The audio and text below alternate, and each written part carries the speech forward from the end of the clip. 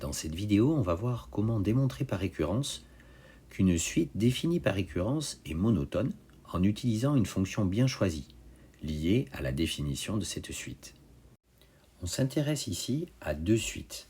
La suite UN, définie par un premier terme U0 est égal à 0,5, et par la relation de récurrence U indice n plus 1 est égal à moins 1 demi de U indice n au carré plus 2 fois U indice n. Et la suite Vn, qui est définie elle aussi par récurrence, avec un premier terme égal ce coup-ci à 4,5, mais avec exactement la même relation de récurrence. Donc V indice n plus 1 est égal à moins 1 demi de V indice n au carré plus 2 V indice n. On peut se demander comment sont ces deux suites l'une par rapport à l'autre. Est-ce qu'elles se ressemblent vraiment? Elles ont la même définition par récurrence, la même relation de récurrence, mais bien sûr elles n'ont pas le même premier terme. En quoi ce premier terme, ce U0 est égal à 0,5, ou ce V0 est égal à 4,5, vient changer le comportement de la suite? Pour y répondre, on va donc les étudier les deux. On commence par regarder la suite UN, et on considère donc la fonction f qui est totalement liée à la relation de récurrence de cette suite UN. U indice n plus 1 est égal à f de U indice n avec une fonction f qui serait tout bêtement définie sur R et dont l'expression serait f de x est égal à moins 1 demi de x au carré plus 2x, puisque en effet, U indice n plus 1, c'est bien 1 demi de U indice n au carré plus 2 fois U indice n. On a remplacé x par U de n. On a bien donc U indice n plus 1 est égal à f de U indice n. On nous propose ici la courbe représentative en rouge de cette fonction f et associée à cette courbe représentative sur le même graphique, la droite d'équation y est égale à x. Et là, c'est un classique. À partir de la courbe représentative de cette fonction f et de la droite d'équation y est égale à x, on nous demande de construire sur l'axe des abscisses des points M0, M1, M2 et M3 qui ont chacun une abscisse qui serait les premiers termes, les quatre premiers termes de la suite UN. M0, il a pour abscisse U0, M1 aurait pour abscisse U1, M2 pour abscisse U indice 2, et M3, U indice 3. Comment est-ce que l'on procède pour placer ces différents points? On commence déjà par placer le point M0, qui a donc pour abscisse U0, donc 0,5 sur l'axe des abscisses. Le voici. Puis, on sait que U indice 1, c'est f de U indice 0. Donc, en traçant à partir de M0 une droite parallèle à l'axe des ordonnées, une droite verticale, elle vient couper la courbe rouge, la courbe représentative de f, en un point qui lui a pour abscisse donc U0 et pour ordonnée l'image de U indice 0, c'est-à-dire U indice 1. Ce point-là, donc pour coordonnées, U indice 0, U indice 1. En traçant la parallèle à l'axe des abscisses passant par ce point, cette droite parallèle vient couper la droite d'équation y est égal à x en un nouveau point qui, lui, a pour coordonnées u indice 1, u indice 1. Puisqu'il est sur la droite d'équation y est égal à x, il a son abscisse x qui est égale à son ordonnée y. Et donc, après, on peut redescendre sur l'axe des abscisses en traçant à nouveau une droite verticale passant par ce point-là. Elle vient couper l'axe des abscisses en un point qui a la même abscisse et que son abscisse c'est U indice 1. Ça y est, on vient de tracer M1. Et on peut continuer ainsi de suite. U indice 2, c'est l'image par la fonction f de U indice 1. Donc, on trace la droite verticale passant par M1. Elle vient couper la courbe représentative de f en un nouveau point qui lui a pour coordonnées U indice 1, U indice 2 en ordonnée. On vient reporter cette ordonnée sur la droite d'équation y est égal à x en traçant une droite parallèle à l'axe des abscisses.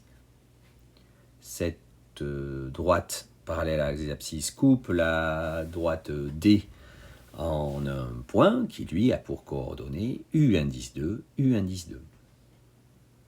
Et donc on peut retrouver avec une droite parallèle à l'axe des ordonnées qui vient couper l'axe des abscisses en M2, le point M2 d'abscisse U indice 1.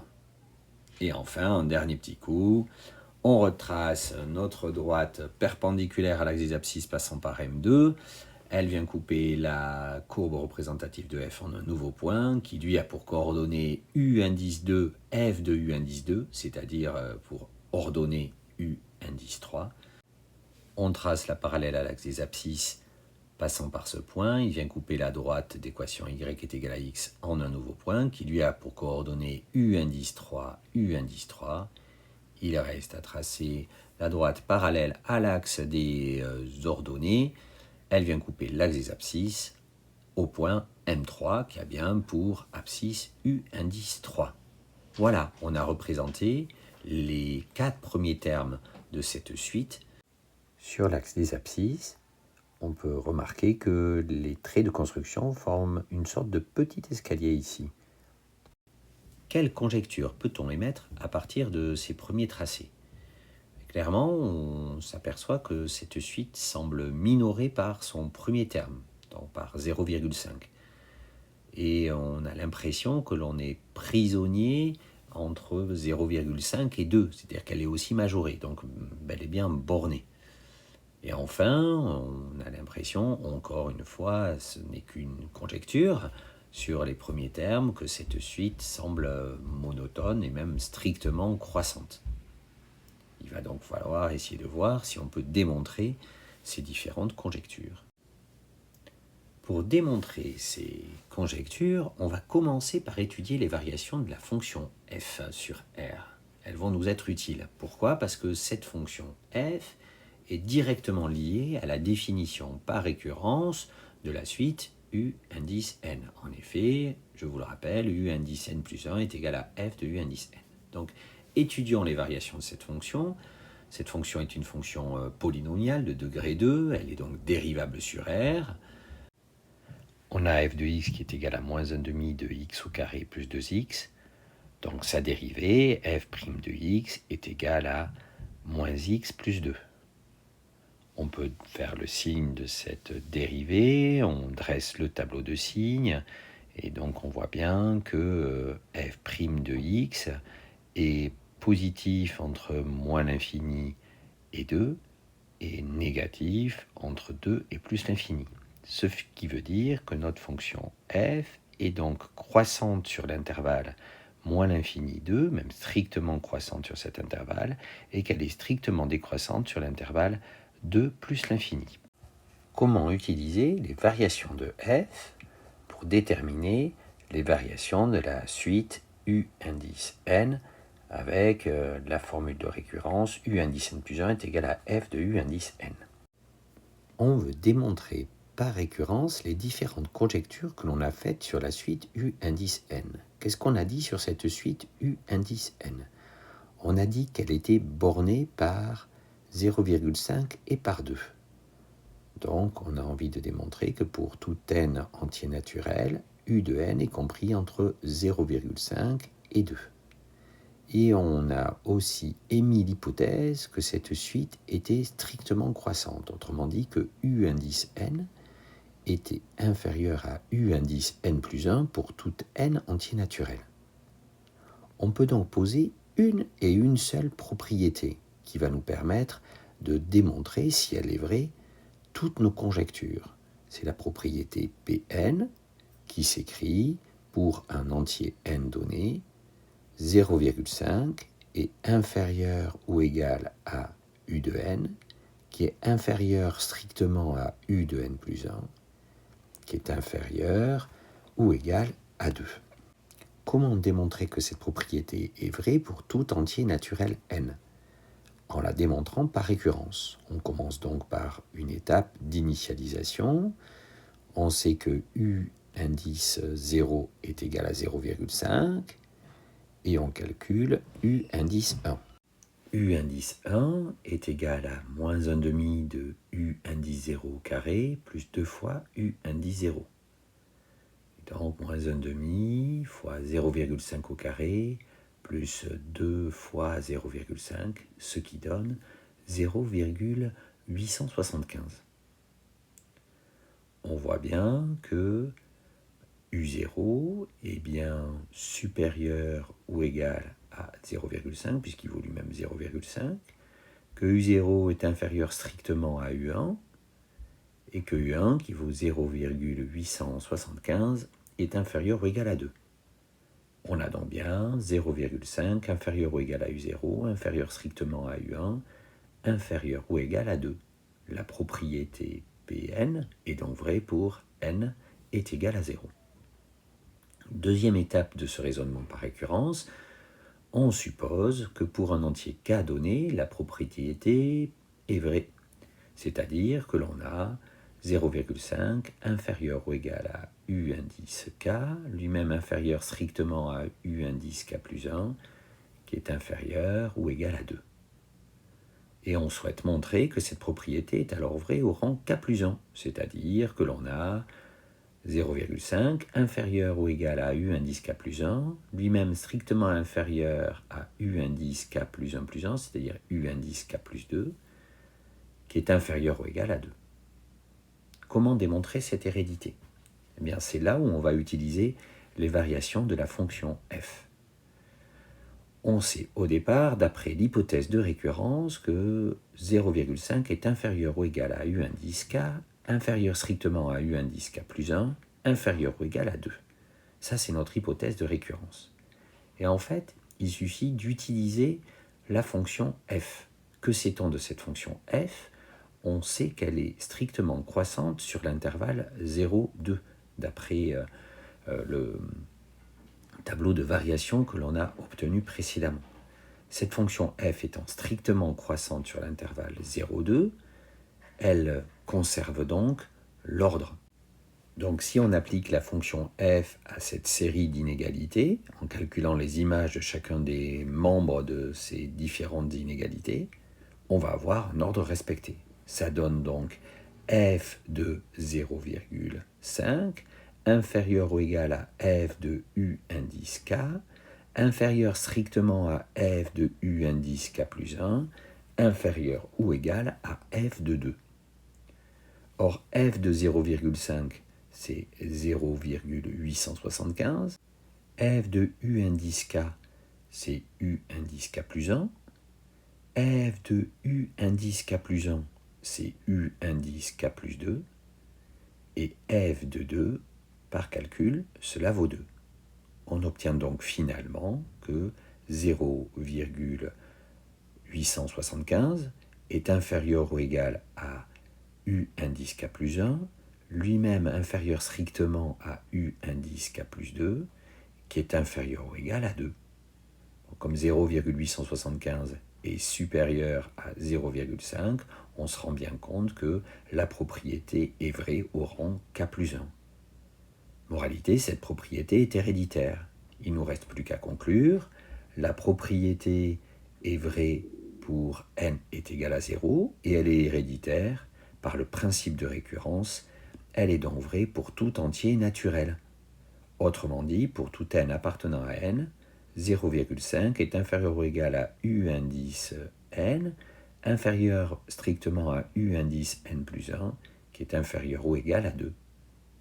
Ce qui signifie que la suite U est bel et bien bornée entre 0,5 et 2, et que de plus, comme U indice n est inférieur à U indice n plus 1, elle est strictement croissante. Le tour est joué.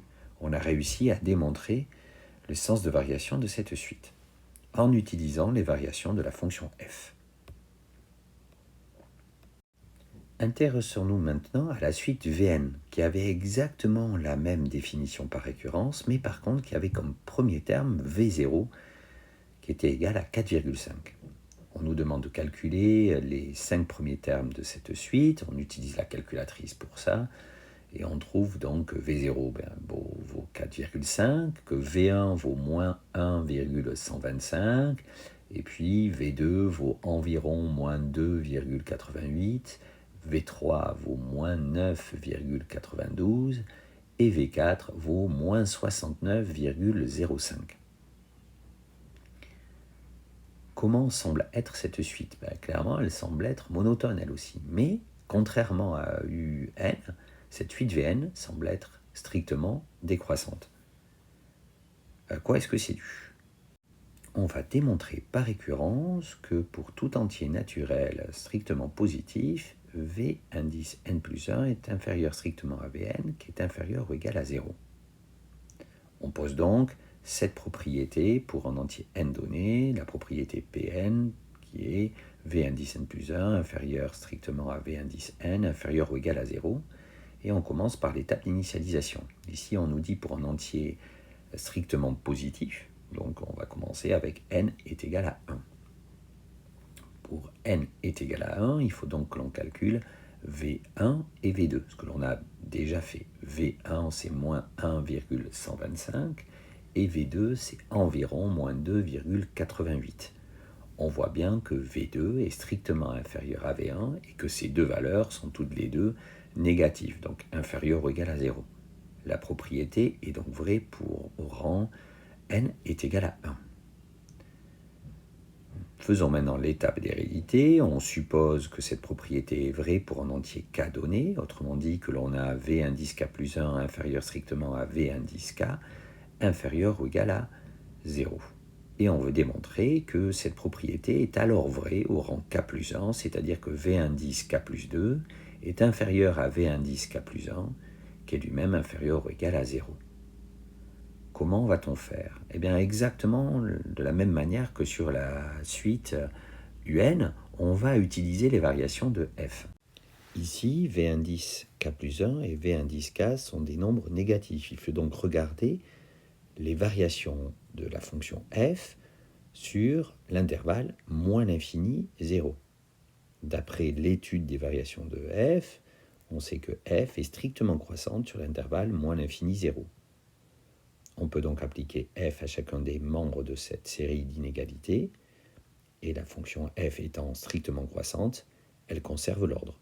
Cela donne donc f de v de k plus 1, inférieur strictement à f de v de k, inférieur ou égal à f de 0. Or, f de v de k plus 1, c'est par définition v de k plus 2, f de v de k, c'est v de k plus 1, et f de 0, ça vaut 0. Donc finalement, on obtient v de k plus 2 inférieur à v de k plus 1, inférieur ou égal à 0. La propriété est donc vraie au rang k plus 1. On peut donc conclure, cette propriété est vraie au rang n est égal à 1, et elle est héréditaire. Par le principe de récurrence, on peut dire qu'elle est vraie pour tout entier strictement positif. Et que donc, on a, pour tout n appartenant à n étoile, V indice n plus 1 inférieur strictement à V indice n, inférieur ou égal à 0. On peut donc en déduire que la suite Vn est bien strictement décroissante, mais à partir du rang 1 pour l'instant ici, puisqu'on a pour tout n appartenant à n étoiles. Cependant, quand on regarde V0 qui vaut 4,5, il est bien strictement supérieur à V1 qui vaut moins 1,125. Donc finalement, on peut bien conclure que Vn est une suite qui est strictement décroissante à partir du rang 0, donc strictement décroissante. On ne pouvait pas démontrer directement qu'elle était strictement décroissante à partir du rang 0, parce qu'un V0 vaut 4,5 et que la fonction f, elle n'est pas strictement croissante sur moins l'infini 4,5. Elle est seulement strictement croissante sur l'intervalle moins l'infini 2. Après, de 2 à plus l'infini, elle est décroissante. Et là, on aurait perdu la conservation de l'ordre. Voilà, le tour est joué. On a réussi à démontrer que deux suites qui étaient définies par récurrence sont strictement monotones. L'une est strictement croissante, l'autre strictement décroissante. Elles ont pourtant la même relation de récurrence, mais elles n'ont pas le même premier terme.